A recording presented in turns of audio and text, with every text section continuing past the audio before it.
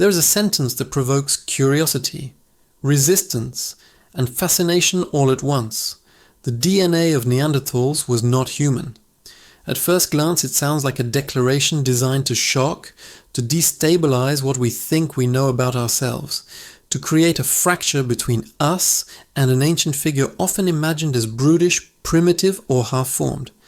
Yet when examined with scientific precision rather than sensationalism, this statement becomes far more complex, far more subtle, and infinitely more interesting than a simple denial of humanity. The truth is not that Neanderthal DNA was alien, nor monstrous, nor fundamentally disconnected from us. Rather, it occupied a genetic space that challenges our definition of what human even means. To understand this fully, one must move slowly through evolutionary biology, paleogenomics, anthropology, and philosophy, because the question is not merely biological, but conceptual. What qualifies as human DNA, and who has the authority to define it?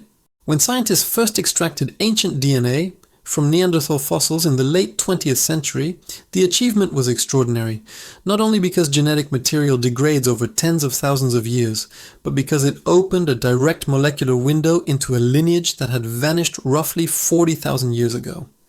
Prior to that moment, Neanderthals existed primarily as bones, tools, and speculation. Their skeletons, discovered in caves across Europe and Western Asia, revealed stocky bodies, heavy brow ridges, large nasal cavities, and cranial capacities that rivaled or exceeded those of modern Homo sapiens. Their tools suggested competence, adaptation, and environmental mastery. Yet the absence of genetic data left an open question. Were they simply a regional variant of our species, or were they something fundamentally distinct? The sequencing of Neanderthal mitochondrial DNA provided the first concrete answer. Mitochondrial DNA, inherited through the maternal line, evolves relatively quickly and serves as a useful marker for tracing ancestry.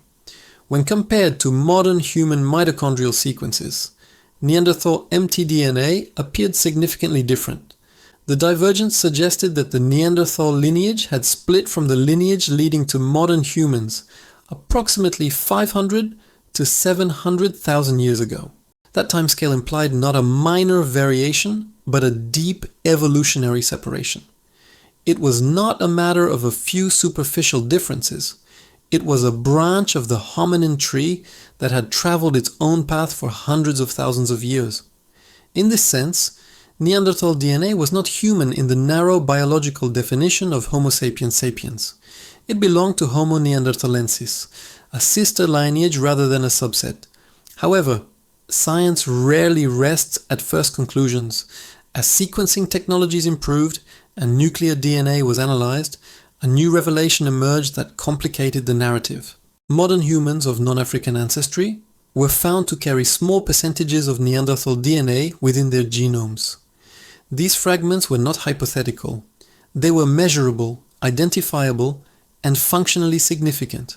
Approximately 1 to 2% of the genome of many Eurasian individuals derives from Neanderthal ancestors. This discovery overturned the earlier assumption that Neanderthals and modern humans had remained entirely separate. Interbreeding had occurred. Genetic exchange had happened. The boundary was porous.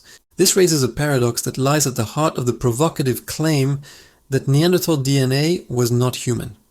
If Neanderthals were not human, and yet modern humans carry their DNA, then what does that imply about us? Are we partially non-human? Or does the capacity for interbreeding redefine the concept of humanity as a spectrum rather than a category? Biological species are often defined by reproductive isolation, yet the evidence shows that Homo sapiens and Neanderthals were not completely reproductively isolated. They could produce viable offspring, and those offspring left descendants who survive today. The genetic distinction, while real, was not absolute. To move forward, one must clarify terminology. In evolutionary biology, the word human can be used narrowly to describe only Homo sapiens, or more broadly to encompass multiple members of the genus Homo. In popular discourse, however, human often carries moral and cultural weight beyond taxonomy. It implies language, art, empathy, symbolic thought, ritual, and consciousness. For decades, Neanderthals were denied these traits in the public imagination, portrayed as grunting cavemen incapable of abstract thought. Yet archaeological discoveries have steadily eroded that caricature. Evidence of burial practices, pigment use, ornamentation, and complex tool production suggest that Neanderthals possessed cognitive capacities not fundamentally inferior to those of early Homo sapiens. Genetically, the divergence between Neanderthals and modern humans involved tens of thousands of nucleotide differences across the genome. Some of these differences affected immune response, skin pigmentation, hair structure, fat metabolism, and adaptation to cold climates. Others influenced neurological development. Research has identified specific genes that differ between Neanderthals and modern humans, including variants associated with brain development.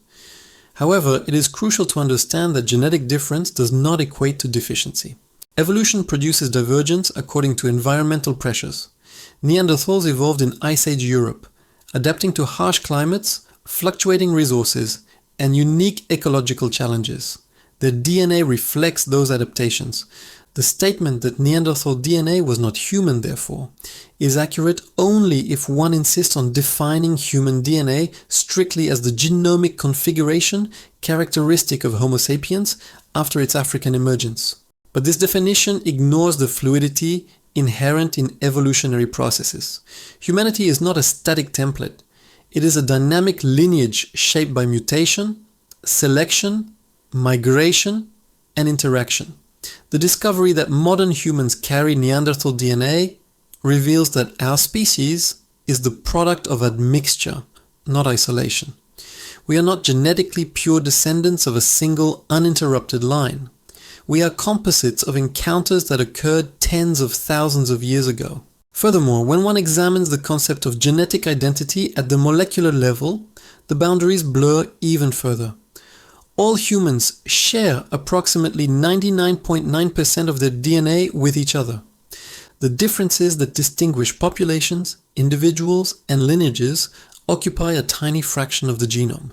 The difference between modern human DNA and Neanderthal DNA, though larger than variation within Homo sapiens, still represents a small proportion of total genetic content.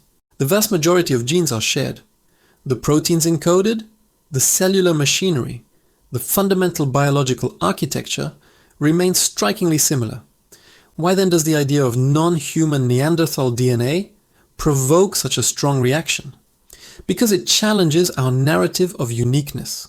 For centuries, humans have positioned themselves as singular, unparalleled, separated from other animals by intellect, morality, and destiny.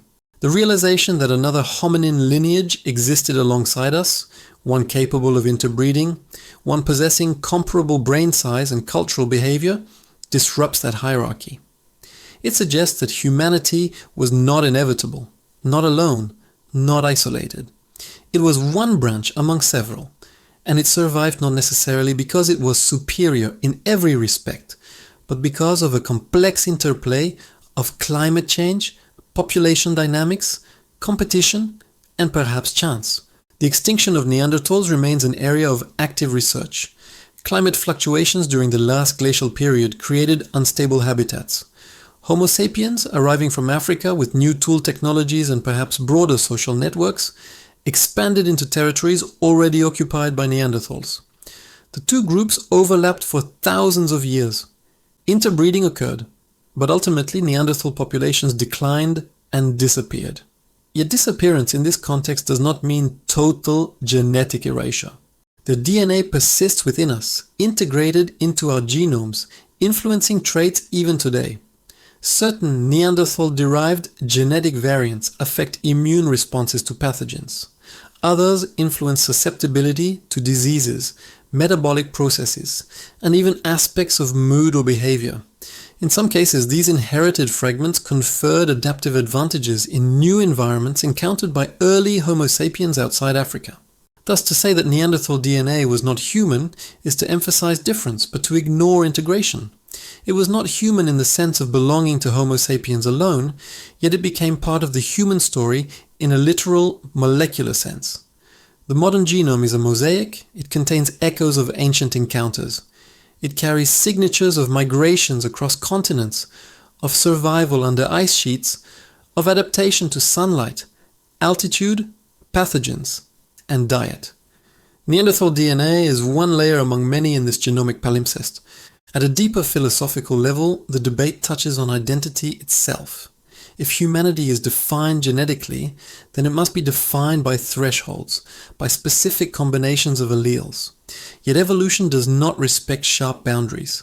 It produces gradients, overlapping variations, transitional forms. The fossil record shows continuity between species. The genetic record confirms interconnection. Humanity emerges not as a binary state, but as a continuum shaped by time. In popular culture, the image of Neanderthals has shifted dramatically over the past century.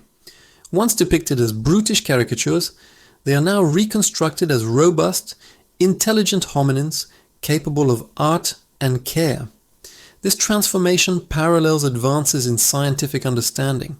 As genetic data accumulated, it became clear that the distance between them and us was smaller than once imagined. Yet the temptation to draw a stark line persists, perhaps because boundaries provide psychological comfort. To define Neanderthal DNA as non-human reinforces a narrative of separation. To acknowledge its presence within us dissolves that separation. When considering the evolutionary tree, it is useful to imagine branching rather than ladders. There is no linear progression from primitive to advanced, from less human to more human. Instead, there are branching paths, each adapted to its context. Neanderthals were not failed humans. They were successful in their environment for hundreds of thousands of years. Their extinction does not retroactively diminish their existence. It merely reflects changing circumstances. The genomic era has revealed that Neanderthals were not alone among archaic hominins. Another group, the Denisovans, identified primarily through genetic data from a Siberian cave, also contributed DNA to modern humans, particularly populations in Asia and Oceania. This further complicates the notion of a singular human lineage. Our ancestry is braided, not linear. Multiple hominin groups interacted, exchanged genes, and left traces in present-day populations. As we proceed deeper into this topic, it becomes essential to confront the emotional undertones that accompany it. The fear of being less human if one carries Neanderthal DNA is scientifically unfounded. Every non-African population carries such DNA. It is a universal component of our shared heritage. To reject it would be to reject part of ourselves. Conversely, to romanticize it as exotic or mystical would also distort reality. It is simply evidence of our evolutionary past written in nucleotides rather than myths. In the next section, we will examine in greater depth the specific genetic differences identified between Neanderthals and modern humans, the functional consequences of those differences, and what they reveal about cognition, physiology, and adaptation. We will also explore how advances in paleogenomics continue to refine our understanding, challenging simplistic narratives, and inviting a more nuanced view of what it means to be human.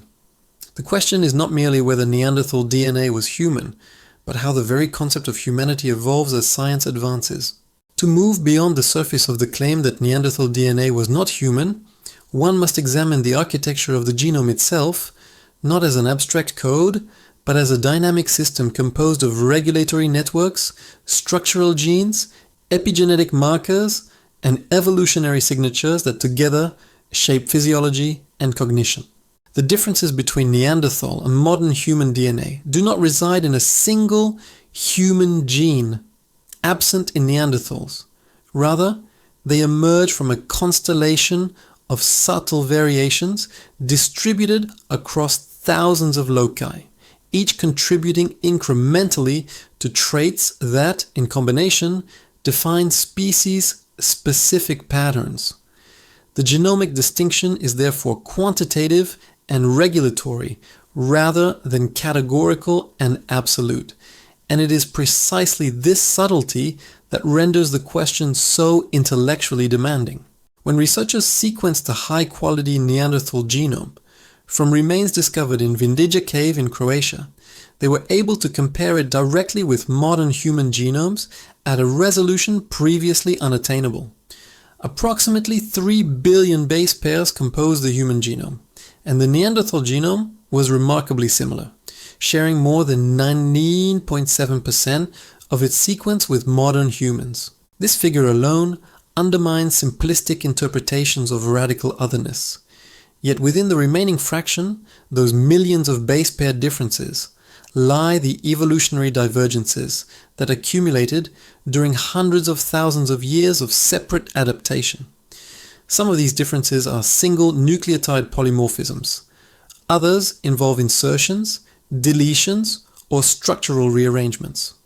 Most occur in non-coding regions that regulate gene expression rather than in protein coding sequences themselves. One of the most intriguing areas of divergence concerns genes involved in neural development and synaptic plasticity. Certain variants present in modern humans but absent in Neanderthals appear to influence the timing of brain maturation, cortical organization, and perhaps aspects of symbolic cognition. However, caution is essential when interpreting these findings.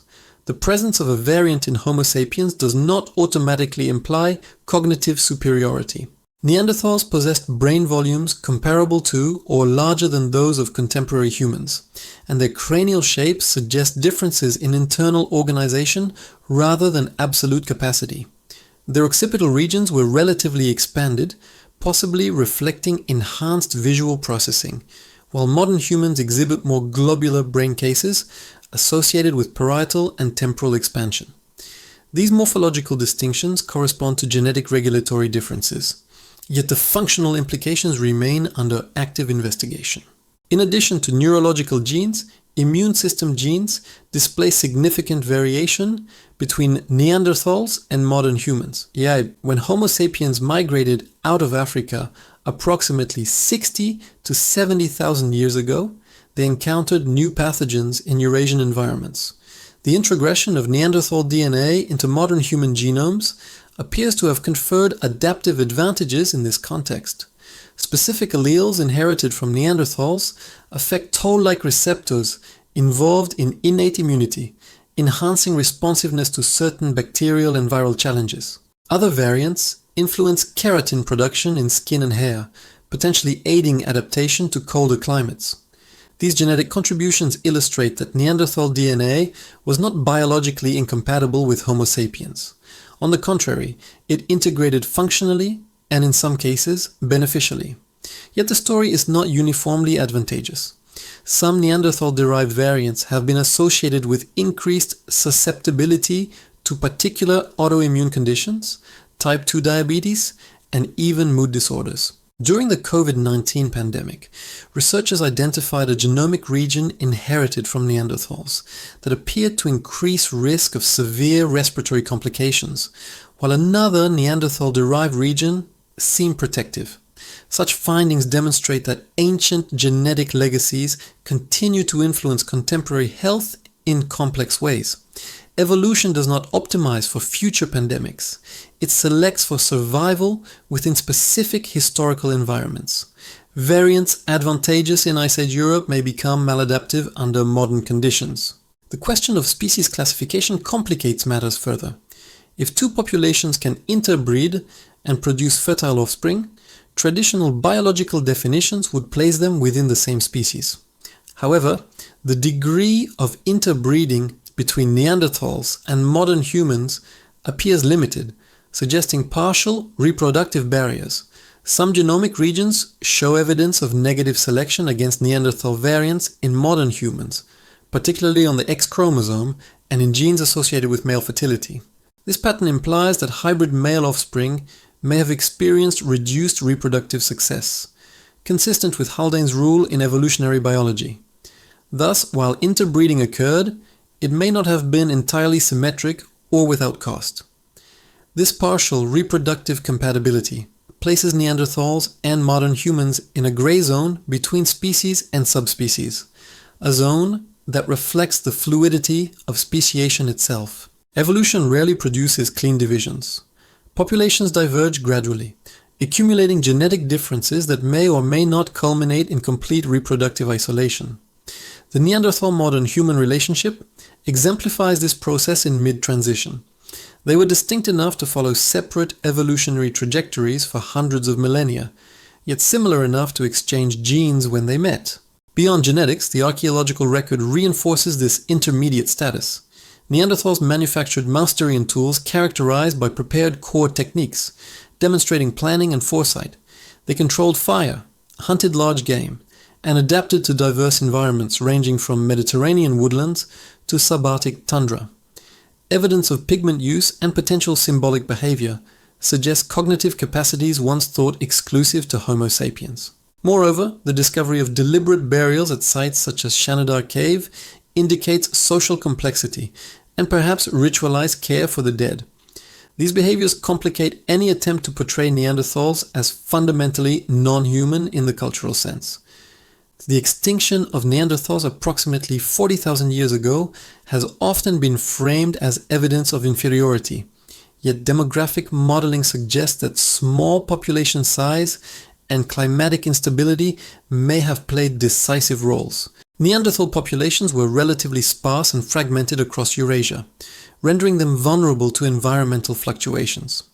In contrast, Homo sapiens may have possessed larger, more interconnected social networks that facilitated resource sharing and technological diffusion.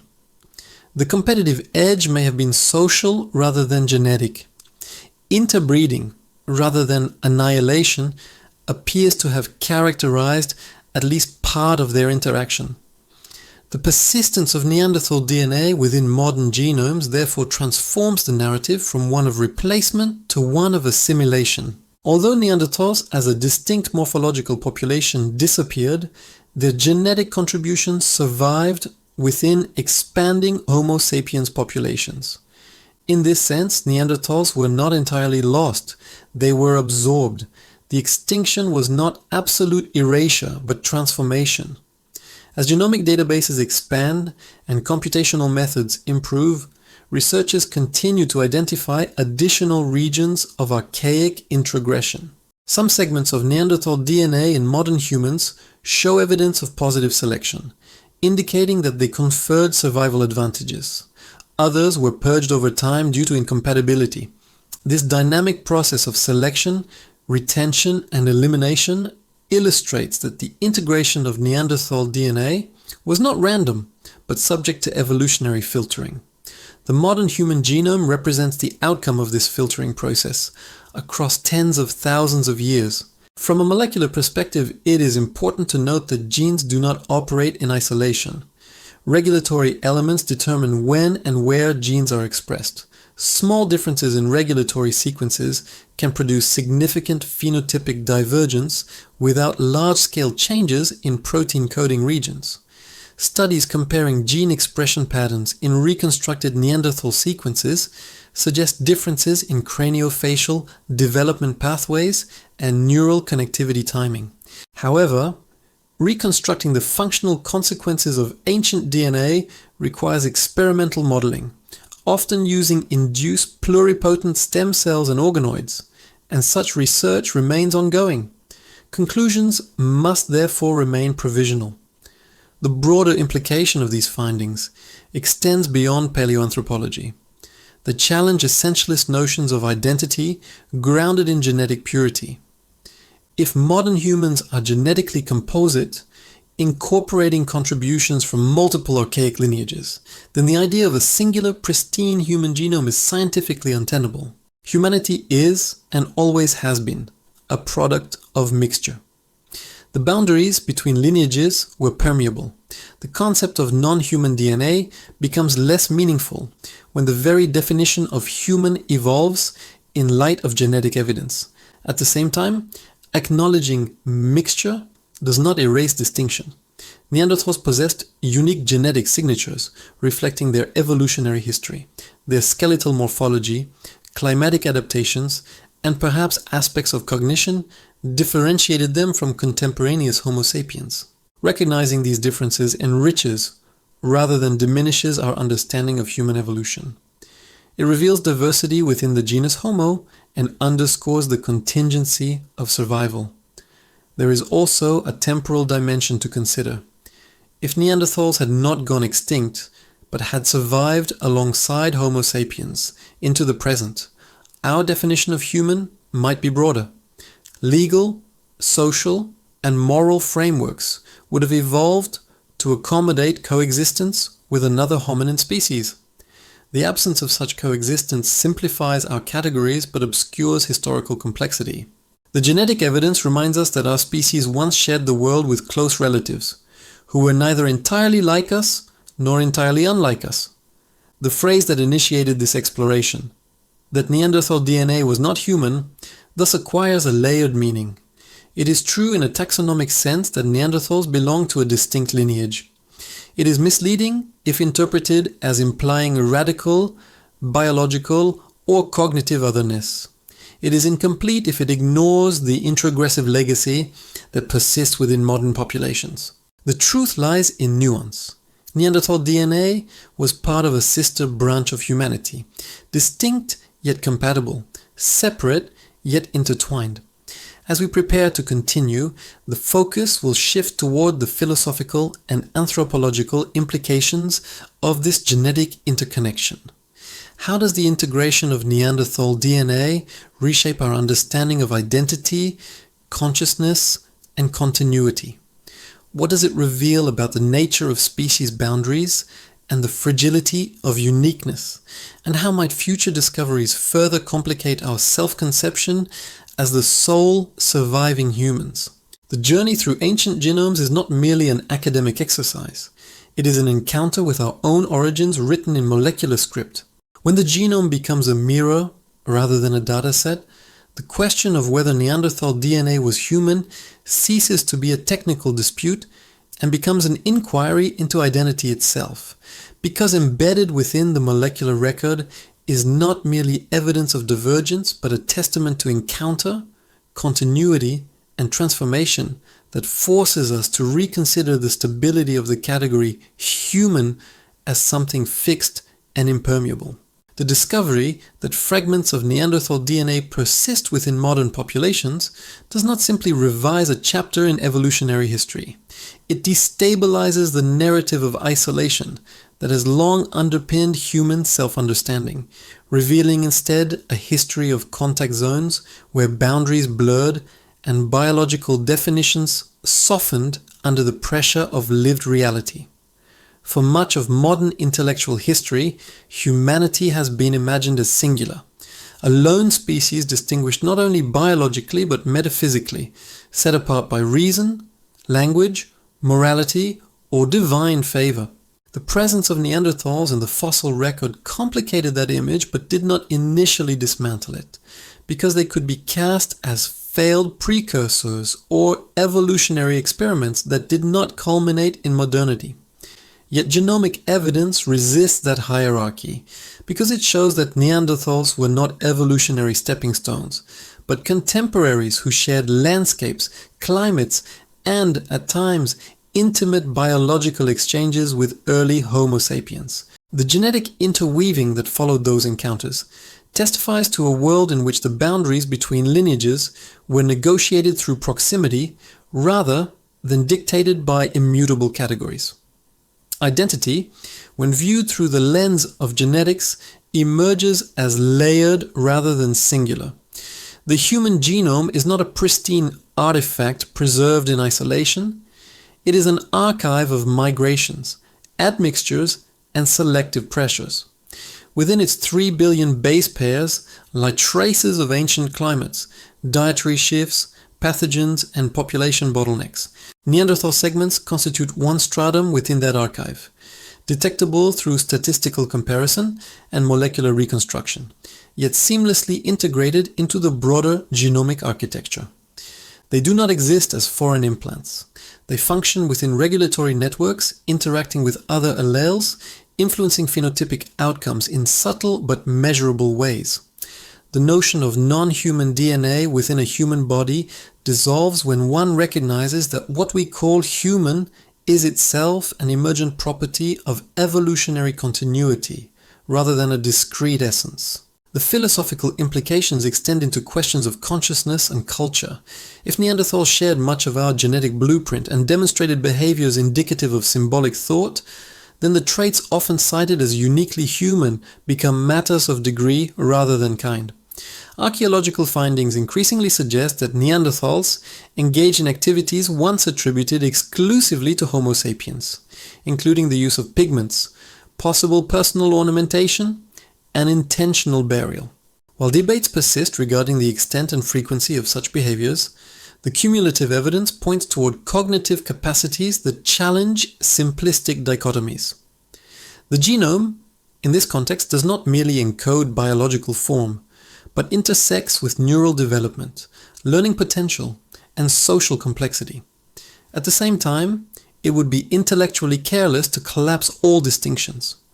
Genetic divergence over hundreds of thousands of years inevitably produced differences in morphology, metabolism, and perhaps cognitive processing styles. Some studies propose that Neanderthal brains developed along slightly different timelines, with prolonged maturation in certain regions and variation in synaptic density patterns. These differences may have influenced perception, memory, or social interaction in ways not yet fully understood. However, variation within modern Homo sapiens populations also encompasses substantial neurological diversity. The range of human cognitive expression today, from linguistic virtuosity to spatial reasoning, from artistic abstraction to technical innovation, demonstrates that diversity does not negate shared identity. The same principle may apply retrospectively to Neanderthals. The concept of species, central to the assertion that Neanderthal DNA was not human, is itself a construct shaped by pragmatic needs rather than absolute biological boundaries. In evolutionary biology, species are often defined as populations capable of interbreeding and producing fertile offspring, yet numerous exceptions complicate this rule. Hybridization occurs across many taxa, and gene flow between diverging lineages can persist for extended periods. The Neanderthal modern human case exemplifies such complexity. Genetic evidence indicates not a single isolated interbreeding event, but multiple episodes of admixture across different regions and time frames. This repeated exchange suggests sustained contact rather than a brief anomaly, reinforcing the idea that the relationship between the two groups was dynamic and context-dependent. Cultural narratives have sometimes appropriated Neanderthal DNA as a metaphor for primitiveness or aggression, yet such interpretations reflect projection rather than evidence. Behavioral traits cannot be reduced to single genes, and complex social behaviors emerge from interactions between biology and environment. The persistence of Neanderthal genetic variants within modern populations does not encode ancient personalities waiting to resurface. It reflects adaptive histories embedded within broader genomic contexts. To attribute contemporary psychological or moral characteristics to archaic ancestry oversimplifies both genetics and anthropology. Nevertheless, the emotional resonance of genetic ancestry remains powerful. DNA testing companies often report percentages of Neanderthal ancestry as if they were exotic footnotes to personal identity, reinforcing a sense of connection to deep time. While such percentages are scientifically grounded, they risk trivializing the profound evolutionary processes they represent. The integration of Neanderthal DNA into Homo sapiens genomes occurred within complex ecological and social landscapes, shaped by migration routes, climate oscillations, and demographic patterns. It was not a curiosity, it was a consequence of survival and coexistence. The ethical dimension of this discussion also warrants reflection. Recognizing that humanity emerged through admixture undermines narratives of racial purity that have historically fueled discrimination. Genetic research consistently demonstrates that variation within human populations far exceeds variation between them, and the shared inheritance of Neanderthal DNA among non-African populations further emphasizes common ancestry. Evolutionary history becomes a unifying rather than dividing narrative, revealing that mixture is the norm rather than the exception. Looking forward, Advances in ancient DNA recovery may reveal additional archaic contributions to modern genomes, perhaps from yet unidentified hominin groups. Already, the discovery of Denisovan DNA expanded the picture beyond a simple Neanderthal modern human dichotomy. As sequencing techniques become more refined, fragments of previously unknown lineages may surface within contemporary populations, further dissolving the illusion of linear descent. Humanity may prove to be a mosaic assembled from multiple branches of the hominin tree, each contributing threads to the tapestry. The persistence of Neanderthal DNA within us also invites contemplation of extinction and survival. Although Neanderthals as a distinct morphological population vanished, their genetic material endures. This persistence complicates the concept of extinction, suggesting that lineages can disappear physically while surviving molecularly. Evolution operates not only through replacement, but through integration, preserving fragments of the past within the bodies of the present. In this sense, every individual carrying Neanderthal-derived alleles embodies a living archive of Ice Age Eurasia. As we approach the final section of this exploration, the emphasis will shift towards synthesis, drawing together biological evidence, philosophical reflection, and anthropological insight to articulate a comprehensive understanding of what it means to say that Neanderthal DNA was not human, and yet is inseparable from humanity as we know it. The tension between distinction and continuity, between taxonomy and identity, will guide that synthesis. The genome does not offer simple answers, but it offers clarity. Humanity is not a fixed point, but a process unfolding across deep time. To arrive at a coherent conclusion, one must hold together two truths that at first appear contradictory, yet upon careful examination reveal themselves as complementary dimensions of the same evolutionary reality. Neanderthal DNA was not human in the strict taxonomic sense of belonging exclusively to Homo sapiens, and yet it is inseparable from what we now recognize as humanity because it contributed through admixture and selection to the living genomes of millions of people today. The tension between these statements reflects not inconsistency, but the inadequacy of rigid categories when applied to a dynamic evolutionary continuum. For nature does not respect the conceptual boundaries that human language attempts to impose upon it.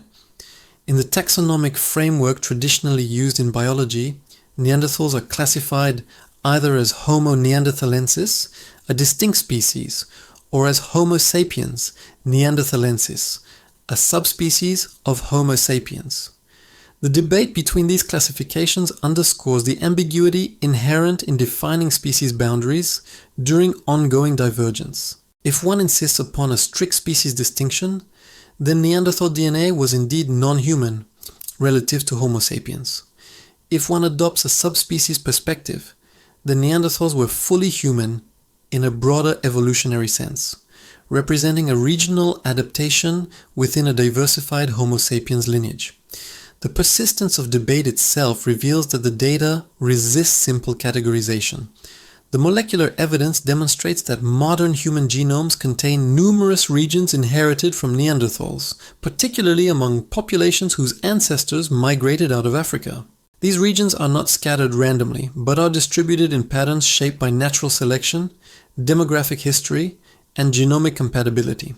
Some segments have been retained because they conferred adaptive advantages in immune response, skin physiology, or environmental tolerance. Others have diminished over time due to negative selection against incompatibilities. The resulting genomic landscape is neither purely Neanderthal nor purely sapiens, but a composite shaped by evolutionary negotiation. From a structural standpoint, the integration of Neanderthal DNA did not alter the fundamental architecture of Homo sapiens biology. The shared ancestry between the two lineages ensured compatibility at the level of cellular processes, protein synthesis, and developmental pathways. The overwhelming majority of genes were conserved across both groups, reflecting their relatively recent common origin within the genus Homo. Differences emerged in allele frequencies regulatory sequences, and specific mutations, but the core blueprint of the hominin body and brain remained intact. Thus, to frame Neanderthal DNA as fundamentally alien to humanity exaggerates divergence and obscures commonality. Yet divergence matters. Over hundreds of thousands of years, isolated populations accumulate genetic changes shaped by environment and drift. Neanderthals evolved in glacial Eurasia, adapting to cold climates, high-energy diets, and fluctuating ecological conditions. Their robust skeletal morphology, barrel-shaped chests, and powerful musculature reflect those adaptations.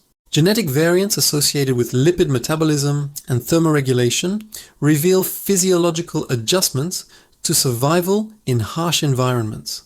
Homo sapiens, evolving primarily in Africa before dispersing outward, followed a different adaptive trajectory, one that emphasized endurance, flexibility, and possibly enhanced long-distance social connectivity. These distinct evolutionary paths produced measurable genomic signatures. The extinction of Neanderthals remains one of the most compelling chapters in human evolutionary history, not because it confirms superiority, but because it illustrates the vulnerability of specialized populations under changing conditions. Climate oscillations during the late Pleistocene created unstable habitats across Europe and Western Asia. As Homo sapiens expanded into these regions, demographic pressures intensified. Interbreeding occurred, but Neanderthal populations, already limited in size and distribution, gradually diminished. Whether due to competition, climate stress, disease, assimilation, or a combination thereof, the disappearance was not instantaneous but gradual, leaving genetic traces that outlive their physical presence. The enduring presence of Neanderthal DNA within modern genomes transforms extinction into integration.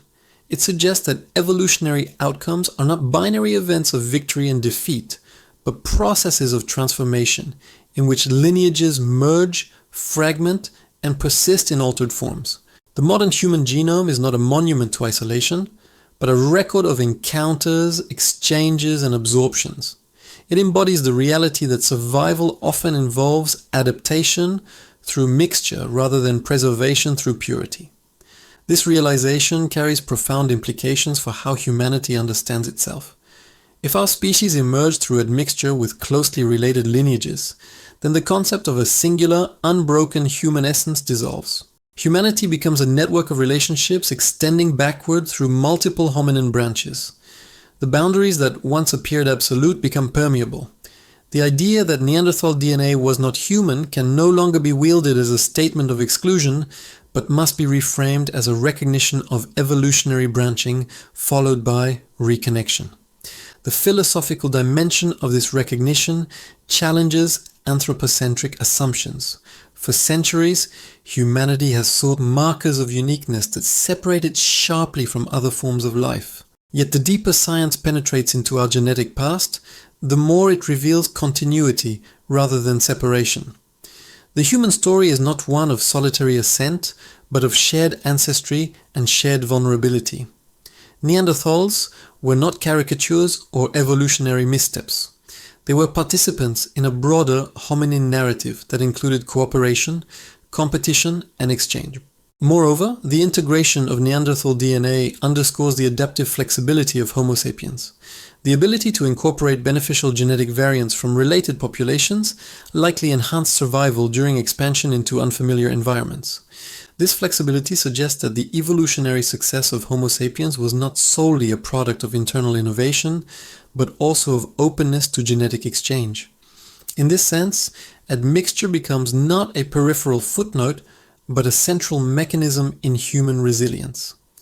As genomic research advances, additional layers of complexity continue to emerge. Studies of epigenetic patterns, gene regulation timing, and ancient methylation maps offer glimpses into how Neanderthal genes may have been expressed differently within their original context compared to their expression in modern human genomes.